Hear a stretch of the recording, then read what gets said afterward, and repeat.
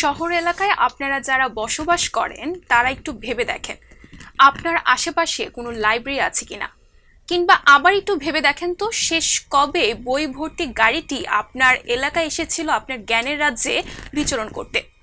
কি ভাবছেন? ভাবছেন ঠিক যা বলেছি ঠিক তাই। কিন্তু আমরা যদি একটু তুলনায় যাই সেখানে আমরা দেখতে পারবো শহরের তুলনায় আসলে গ্রামের অবস্থানটি কেমন, গ্রামে বই পড়ুয়া মানুষের সংখ্যাটি কেমন, বা বই পড়তে চায় এমন আগ্রহী ব্যক্তি বা কয়জন। তবু আমাদের পৃথিবীতে কিছু মানুষ আসে পরিবর্তনের আশায়, এবং সেই পরিবর্তনটিও করে নিজস্ব সক্ষমতার বাইরে গিয়ে। তখনই তো নতুন সূর্য উদিত হয়, আমরা নবারুণকে দেখতে পাই। সুপ্রিয় দর্শক, স্বাগত জানাচ্ছি সংবাদ প্রকাশের নিয়মিত আয়োজন নবারুণে। এবং নবারুণে আজকে আমাদের সাথে একটি নতুন সূর্য রয়েছে, যে সূর্যটি আসলে পরিবর্তন আনতে চেয়েছে গ্রন্থাগার প্রতিষ্ঠার মাধ্যমে এবং বই পড়ায় মানুষের আগ্রহ সৃষ্টির মাধ্যমে। চলুন তার সাথে পরিচয় করি দিই। আমাদের সঙ্গে রয়েছে আতিফ আসাদ। কেমন আছেন? জি আলহামদুলিল্লাহ ভালো আছি আমি। আপনি ভালো আছেন? জি একদম ভালো আছে, এবং আপনাকে পেয়ে আরও বেশি ভালো।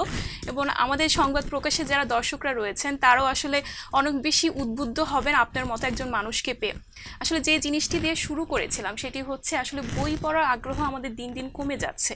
এবং আপনি আমাকে অনুষ্ঠান শুরুর আগে বলছিলেন আপনি জামালপুরের ছেলে, এবং সেই জায়গা থেকে এই যে গ্রন্থাগার প্রতিষ্ঠা করা এত ছোট বয়সে, এই ভাবনাটি আসলে কিভাবে আসলো?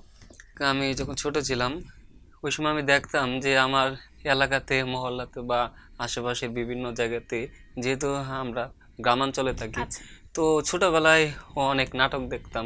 বা তখন সংগঠন ছিল, ওই সংগঠনগুলো লাইব্রেরি ছিল, ছেলে মেয়ের অবসর সময়টুকু তারা বিনোদনের মাধ্যমে মানে তাদের সময়টুকু পার করতো। তো আমরা ধীরে ধীরে মানে সাম্প্রতিক সময়ে যে জিনিসটি লক্ষ্য করতেছি যে আসলে লাইব্রেরি নেই বা ছেলে মেয়ের যে অবসর সময়টুকুকে কাটাবে সেরকম জায়গা নেই, আর ছেলেরা আজে বাজে আড্ডায় গেমসে আসক্ত হয়ে যাচ্ছে। তো এই জন্য আমি ভাবলাম যে ছেলে মেয়েদেরকে সেই আগের যে আসলে আমাদের সাংস্কৃতিক যে অ্যাক্টিভিটিসগুলো ছিল বা আমরা মানে আমাদের এলাকাতে যে বিনোদনগুলো উপভোগ করতাম সেগুলো সুস্থ বিনোদন ভালো, সেগুলাকে ফিরিয়ে আনতে হবে। পুরনো জিনিসগুলোকে আবার নতুন আঙ্গিকে সবার সামনে তুলে ধরা। আর আমি যখন ছোট ছিলাম, মানে ছোট বলতে আমি তো আমার সময় এরকম আয়োজন দেখতাম যখন আমি ইন্টার ফার্স্ট ইয়ারে, তখন মানে আগের থেকেই স্কুল থেকেই ওই সময়ে আমাকে আড্ডার ভিতরে আসতে দিত না, বা আমার বাড়ির থেকে রাস্তা পর্যন্ত আসতে দিত না। তখন আমি ভাবলাম যে আমার অবসর সময়টুকু তো একটু বিনোদন দরকার, যেহেতু আমার মতো ছেলে মেয়ে নেই। তো মানে হঠাৎ করে ভাবনা আসলো যে আমিও যেহেতু স্কুল লাইফ থেকে মানে বই পড়ি, আর ছেলে মেয়েরা মানে যেভাবে হারিয়ে যাচ্ছে, তো এই ক্ষেত্রে এই লাইব্রেরিটাকে আবার ফিরিয়ে আনতে হবে। এই ভাবনাটা কি আপনি ছোটবেলা থেকেই বই পড়েন এবং বইয়ের মাধ্যমে নিশ্চয়ই কিছু পেয়েছেন, এবং সেই পাওয়াটা কি আসলে বই পড়াতে আপনার আসলে কোন জিনিসটা জাগতিক চিন্তার পরিবর্তন হয়েছে, নাকি কি জিনিসটা আপনি নিজের মধ্যে পরিবর্তন দেখতে পাচ্ছেন? আপনি বলছিলেন আপনি আড্ডায় যেতে পারতেন না, তখন অবসর সময় আপনি বই পড়তেন। এই যে চিন্তা ভাবনাটা আসলে কোন পরিবর্তনটা আপনি দেখেছেন যে আপনার মধ্যে এসেছে বই পড়ার মাধ্যমে, যেটা আসলে আপনি যে জিনিসটা বলছেন এখন অবসর সময় আমাদের তরুণরা আসলে অন্য কাজে ব্যয় করে, সেই কাজে যাতে ব্যয় না করে যাতে আমরা বই পড়ার মধ্য দিয়ে এবং সাংস্কৃতিক মনা একটা চিন্তা ভাবনার মধ্যে গড়ে উঠতে পারি, সেই জায়গাটি চিন্তা ভাবনাটা কেন, কোন পরিবর্তন? এটা হচ্ছে কি আসলে বই ভালো লাগা বলতে এক এক বয়সের ছেলে মেয়েদের এক এক রকম বই ভালো লাগে। যখন আমি আপনার প্রাইমারি স্কুলে আমরা বই পড়তাম, সপ্তাহে একদিন দেখতাম যে বৃহস্পতিবার মানে 1 ঘন্টার জন্য স্কুলে আপনার বই দিত। তো এইখান থেকে আসলে বই পড়ার অভ্যাসটা, ছোটবেলায় একটা সাবজেক্ট ছিল ওই সময় বিভিন্ন ধরনের শিশুত গল্পগুলা ওগুলা ভালো লাগতো। যখন আবার স্কুল লেভেলে আসলাম ওই সময় আবার মানে অন্যান্য সাবজেক্ট, যে আপনার গল্প কবিতা উপন্যাস এগুলা।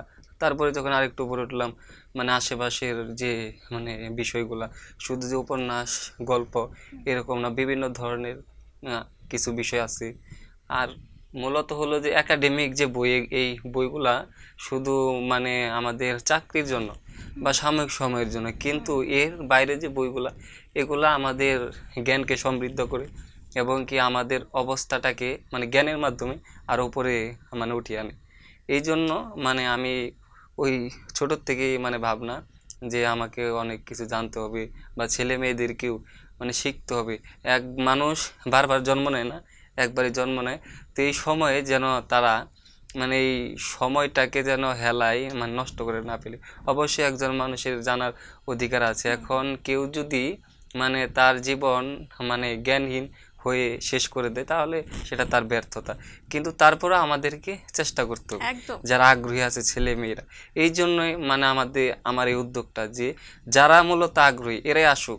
আমি যখন শুরু করলাম হয়তো অনেকে মানে আমাকে বলেছে যে এখন কি আর লাইব্রেরি সময় আছে, কিন্তু আমি শুরুর সময় একটা জিনিস নিয়ে ভেবেছি যে একজন যদি পাঠক থাকে আমার এলাকায় তো একজনের জন্য আমার পাঠাক।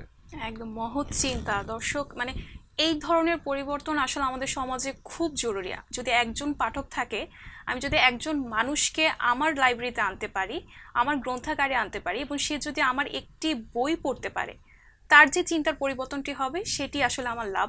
আমার খুবই সুন্দর চিন্তা ভাবনা থেকে আপনার শুরুটি। আমি একটু জানতে চাচ্ছি কয়টা গ্রন্থাগার আছে এখন?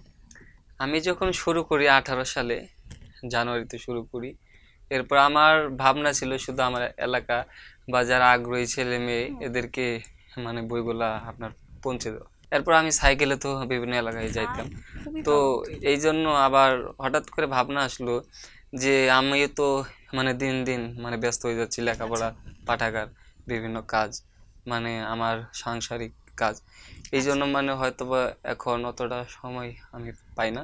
তো এই জন্য ভাবলাম যে এলাকা ভিত্তিক যদি আমি করে দিই, সেই ক্ষেত্রে আমার এখানেও মানে ওদের আশা লাগতেছে না, বা একটা এলাকা থেকে আমার এখানে তো সবাই আসতে পারবে না।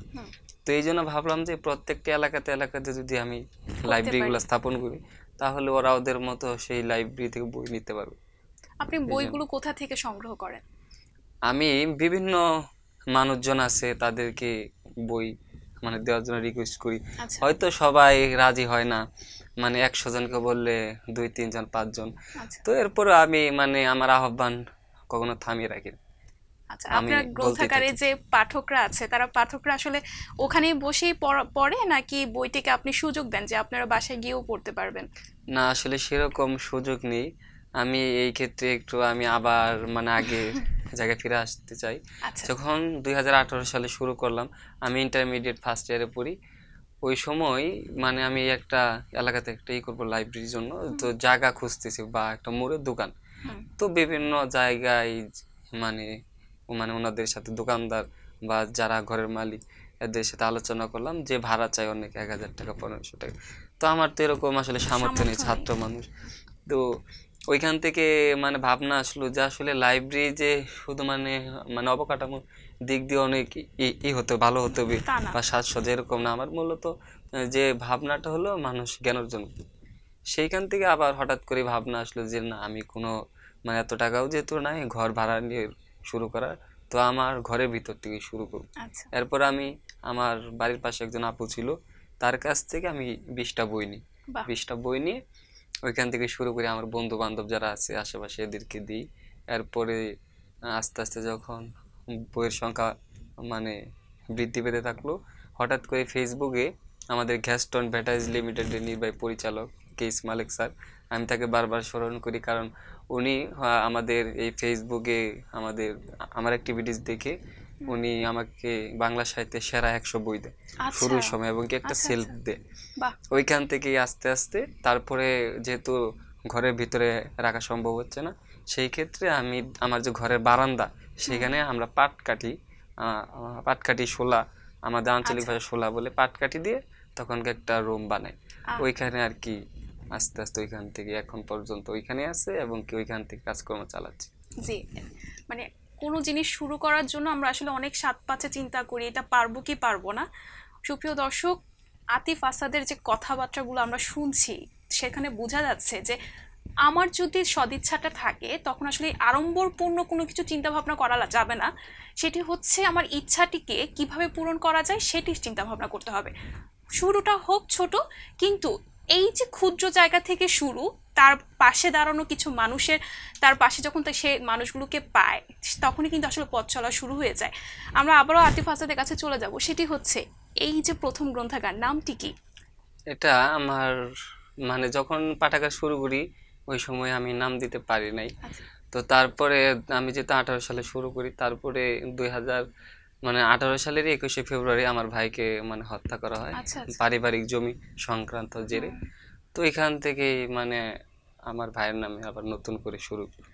আচ্ছা, কি এই নাম? এই জন্যে মানে তার নাম অনুসারে মিলন স্মৃতি পাঠাগার বাহ। নাম দিয়ে আবার শুরু করি নতুন করে। মানে নামের পিছনেও একটি কাহিনী রয়েছে, এবং আমরা শুনেছি আপনার কাছে স্টেশনে আপনি গ্রন্থাগার তৈরি করেছেন, মানে সেটার নাম কি? আমরা ভাবলাম যে হঠাৎ করে যে বই পড়াকে ছড়িয়ে দিতে হবে, কারণ সাম্প্রতিক সময় সময়ে আমরা আস্তে আস্তে এই দিক থেকে সরে আসছি। এই জন্য ভাবলাম যে আমাদেরকে শুধুই একটা এলাকায় সীমাবদ্ধ থাকলে চলবে না, সারা বাংলাদেশে যেন এই বই নিয়ে আমাদের যে আমাদের যে চিন্তা ভাবনা উৎসাহ করেছেন। বা হুম। চিন্তা ভাবনা এটাকে ছড়িয়ে দিতে হবে। আমরা চাই যে সব এলাকাতেই লাইব্রেরি স্থাপন হোক, ছেলেমেয়েরা আগ্রহী ছেলেমেয়েরা তারা বই পড়ে জ্ঞান অর্জন করুক। এই জন্য আমার হঠাৎ ভাবনা আসলো যে যেহেতু রেলওয়ে স্টেশনে মানে সারাদিন হাজার হাজার মানুষ যাতায়াত করে, তো আমি ভাবলাম যে এই হাজার হাজার মানুষকে বইয়ের বার্তা পৌঁছে দেওয়া যায় কেন। এই জন্য হঠাৎ ভাবনা আসলো যে স্টেশনে একটি পাঠাগার থাকবে, যারা আগ্রহী ছেলে ছেলে মেয়ে বা যে বয়সের হোক তারা ওইখান থেকে বই নিয়ে বই পড়তে পারবে এবং এবং তার কি বই নামটি? পড়া শেষ হলে ফিরিয়ে দিবে। আর এই জন্য আমরা যে নামটি দিয়েছি স্টেশন পাঠাগার। স্টেশন আর এই পাঠাগার। নামের নামটা দেওয়ার পিছনে হলো যে যেহেতু আমরা মানে আঞ্চলিক মানুষজন আঞ্চলিক শব্দ বেশি ব্যবহার করি, তো ভাবলাম যে স্টেশন নামটা মানে এইটা নামটা দিলে সহজেই এই সহজে উচ্চারণ সবার করা কাছে যাবে, হ্যাঁ, পৌঁছে নামটা যাবে। পৌঁছে যাবে এবং সবাই এটা উচ্চারণ করতে সহজ হবে। এই সেই জন্যই মানে আঞ্চলিক শব্দটা স্টেশন পাঠাগার মানে আমরা আচ্ছা, নামকরণ করি। বাহ। মানে সহজ ভাবনা থেকে সহজ নাম, এবং সহজ থেকেই সবকিছু শুরু, এবং ভালোভাবে যাত্রাটা শুরু হয়েছে। আমি একটু জানতে চাই, এই যে 2018 সালের পরে 2 বছর পরে আমরা আসলে করোনার মুখোমুখি হয়েছে, এবং সেটা এখনো চলমান, তখন এই যে স্টেশনে যে পাঠাগারটি ছিল, মানে সেই পাঠাগারের রক্ষণাবেক্ষণ কিভাবে হয়েছে, অথবা তখন কি আপনি আগের মতো করে আপনার বন্ধু বান্ধব বলেন বা আশেপাশে মানুষ যারা আসলে আপনার বইগুলো পড়তেন, তেমন কোনো পাঠক পেয়েছিলেন কিনা, অথবা ওই সময় যেটা আমি আসলে শুনেছি, প্রথম থেকেই শুনছি আপনার বাসার পাশে একটি রয়েছে, এবং আরও একটি, যদি ভুল না করে আপনার গ্রামের ভিতরে দুটো হ্যাঁ, গ্রন্থাগার রয়েছে। ওই দুটো গ্রন্থাগার আসলে এই এই করোনাকালীন সময়ে আপনার বন্ধুদের কেমন পেয়েছেন, আশেপাশের মানুষকে কেমন পেয়েছেন? এটা আমরা মানে স্টেশন পাঠাগার এটা শুরু করি হলো 2020 সালের 21শে নভেম্বর। একদম। এরপর আর আমাদের যে এলাকা ভিত্তিক লাইব্রেরি, আমাদের আরেকটা ভাবনা হলো যে আমার উপজেলাতে যেহেতু আমার আশেপাশে আমি আমার এলাকার থেকেই মানে পরিবর্তনের জায়গাটা আমার এলাকার মানে আমার উপজেলা থেকে শুরু করি।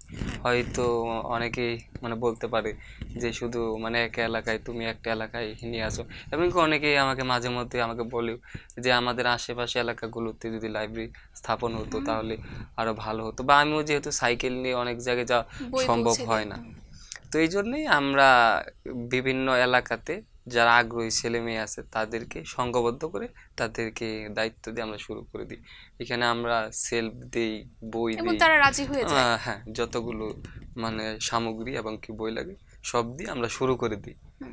আর আমাদের যে স্টেশন পাঠাগার, সেখানে হচ্ছে কি আমাদের ভলান্টিয়ার থাকে কিছু। বাহ। আমরা আমরা রেলওয়ে প্ল্যাটফর্মে মানে আশেপাশে যে দোকানগুলা, এখানে একটা দোকান নির্ধারণ করি, ওইখানে সেলফটা থাকে আর ভলান্টিয়াররাও থাকে। বিভিন্ন অ্যাক্টিভিটিসও হয় আমাদের মানে বাহ, ওইখানে সুন্দর, বেশ ভলান্টিয়াররা ভালো। স্টেশনকে ঘিরে বিভিন্ন ধরনের অ্যাক্টিভিটিস করে। কতজন কাজ করছে আপনার সাথে? এটা আমরা আমাদের সরিষাবাড়ির থেকে শুরু হয়েছে। সরিষাবাড়িতে আমাদের 3টি আন্তনগর রেল স্টেশন আমাদের আছে, প্রায় 3টি স্টেশনে 50 জনের মতো ভলান্টিয়ার আছে, এবং কি আমাদের অনেক। আগামী মাসে আরও 4টি ইউনিট আমাদের মানে উদ্বোধন হবে। সেটি হলো জয়দেবপুর, গাজীপুর, ভৈরব, কিশোরগঞ্জ, তারপরে আমাদের জামালপুর, ময়মনসিংহ। যাত্রা থেমে না, একদমই পথ হ্যাঁ, চলছে, এবং এতগুলো মানুষ, 50 জন মানুষ স্টেশনে কাজ করছে ভলেন্টিয়ার হিসেবে আপনার এই মহৎ উদ্যোগে। শুরুতেই তো এতজন মানুষ ছিল না, মানে কি বাধাটি ছিল যে এখন 50 জন মানুষ আপনার সাথে কাজ করছে? প্রথমে কোন বাধার সম্মুখীন হয়েছিলেন?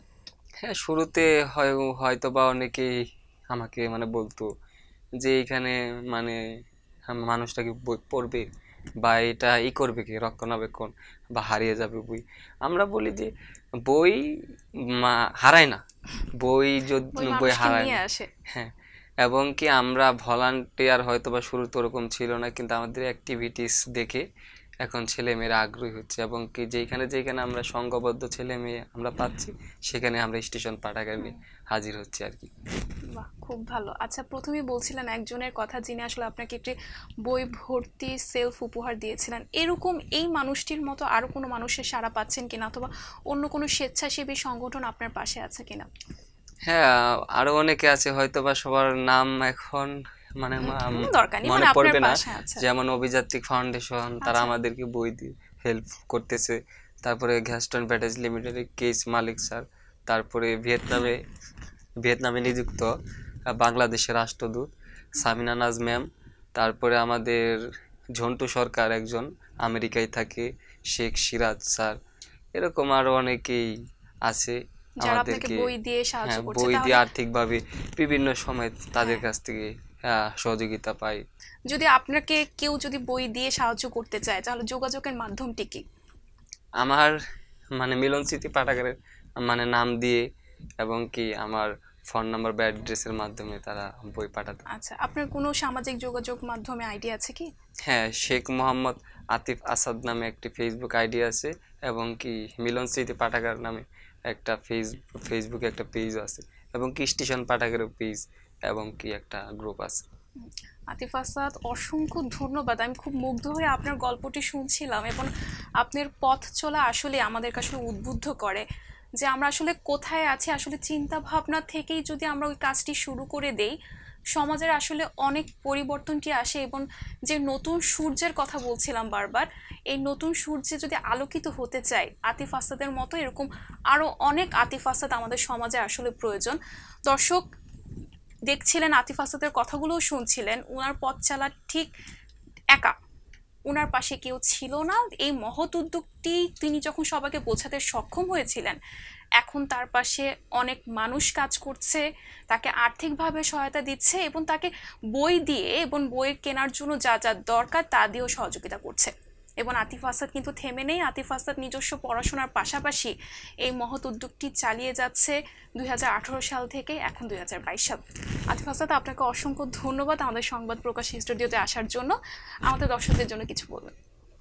হ্যাঁ, আমি সবার প্রতি একটা মানে থাকবে যে আসলে আমার জীবনটা আসলে সংগ্রামমুখর। আমি লাইব্রেরির পাশাপাশি আমি কিন্তু কাজ করে নিজের লেখাপড়া খরচ চালাই। যেমন এই হাতে যেমন আমি বই ধরেছি, এই হাতে হাতুড়, তারপরে ধরেন যে আমি রাজমিস্ত্রির কাজ থেকে রড মিস্ত্রির কাজ, সব সব আমি আমার জীবনে লেখাপড়ার পাশাপাশি কাজ করেছি। তো এই হাতে সব যেহেতু ধরতে পেরেছি, এবং কি আমি কোনো সময় হার মানি নাই। যে আমি হয়তো বা গরিব ঘরে জন্ম নিয়েছি, কিন্তু মানে আমি বিশ্বাস করি যে নিজের আত্মবিশ্বাস এবং সংগ্রাম থাকলে মানুষ যে কোনো অবস্থানে পৌঁছাতে পারে। এবং কি আমি যখন আমার লাইব্রেরিটা শুরু করি সেই 2018 সালে, আমি কোনোদিন ভাবতে পারিনি যে আমার এই একটি লাইব্রেরি থেকে মানে এতগুলো লাইব্রেরি হয়ে যাবে। এখন বর্তমানে 5টি, এবং কি স্টেশন মানে 3টি মানে রেলওয়ে স্টেশনে 3টি পাঠাগার। তো আমি শুরুতেই আমি অনেকে বলেছিলাম যে একদিন বাংলাদেশের প্রত্যেকটি গ্রামে গ্রামে পাঠাগার হবে। তো সবার কাছে মানে আহ্বান থাকবে যে আপনারা যার যার অবস্থান থেকে, মানে যাদের সামর্থ্য আছে, অনেকেরই সামর্থ্য আছে, যে আপনারা আপনাদের এলাকায় আপনারা পাঠাগার স্থাপন করে সবাইকে মানে বই পড়ার মানে ব্যবস্থা করে দিবেন। এবং কি এই লাইভটি যারা দেখছেন আপনাদের কাছে, সবার কাছে আমার অনুরোধ যে আপনাদের সামর্থ্য মতো সারা বাংলাদেশে যেগুলা মানে পাঠাগার আছে, অনেকে বই সংকটে আছে, তাদের পাশে দাঁড়াবেন। খুবই সুন্দর কথা। সুপ্রিয় দর্শক, শুনলেন তো? কোনো প্রতিবন্ধকতাই আসলে কোনো প্রতিবন্ধকতা না, যদি আপনি জানেন সেটি আসলে কিভাবে মোকাবেলা করতে হয়। সেই মোকাবেলার পথটি খুঁজে বের করুন, সমাধান খুঁজুন, এবং নিজের পথে নিজের মতো করে এগিয়ে যান, সব বাধাকে বুড়ো আঙুল দেখিয়ে। এবং আতিফ আসাদ যদি হতে চান, আতিফ আসাদের মতো মানুষকে যদি সাহায্য করতে চান, সদিচ্ছাটি থাকা উচিত। এবং আতিফ আসাদকেও আপনি সাহায্য করতে পারেন, অথবা আতিফ আসাদের মতো আপনিও প্রত্যেকটি এলাকায় একটি করে গ্রন্থাগার তৈরি করতে পারেন। কারণ আতিফ আসাদের পক্ষে হয়তো বা সম্ভব নয় প্রতিটি এলাকায় পৌঁছানো, তখন তো আপনারা থাকবেন আতিফ আসাদের মতো করে নিজেদের পাশে দাঁড়ানোর জন্য। ধন্যবাদ সকলকে। সংবাদ, ফিচার ও অনুষ্ঠানের জন্য ভিজিট করুন সংবাদ প্রকাশের ওয়েবসাইট এবং যুক্ত থাকুন ফেসবুক পেজ ও ইউটিউব চ্যানেলের সঙ্গে।